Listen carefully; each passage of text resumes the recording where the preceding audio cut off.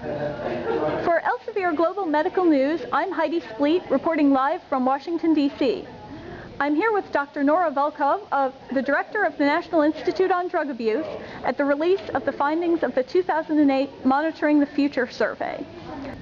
Physicians, whether they are general practitioners or pediatricians or specialty physicians like psychiatry or neurologists, are in a unique position to actually screen for drug use, and in screening can be able to detect whether someone may have started to initiate drug use or whether in fact they may already be regular users. And they are in a unique opportunity to do an intervention that could shift in such a way that it could prevent further drug use in ways that otherwise will not happen. So because there's a high proportion of kids that at one stage or the other are going to go through a medical examination, the medical community could make an enormous impact in the prevention and treatment of substance abuse. Unfortunately, most physicians feel very uncomfortable asking questions about drug use, and they don't actually even know how to do it, so in many instances they won't even ask, and that's a terribly missed opportunity. And it's not just a missed opportunity in terms of the prevention of substance abuse, but also in terms of good medical practice, because the use of many of these substances, whether it's legal or illegal, can actually contribute to the morbidity of diseases.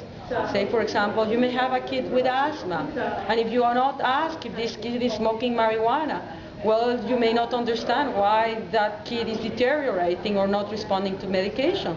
The same thing if the kid is taking cocaine, which is a medication that's going to basically have an interaction effect with the anti-asthma medication. Well, it's not going to be any surprise that that kid's response to the anti-asthma medication is not a good one.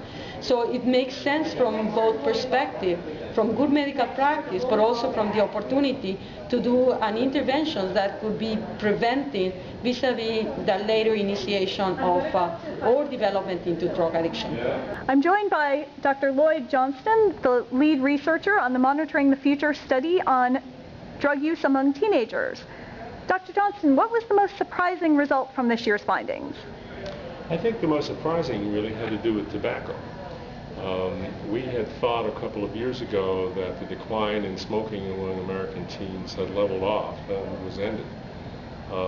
But last year in this, we actually saw a decrease in smoking.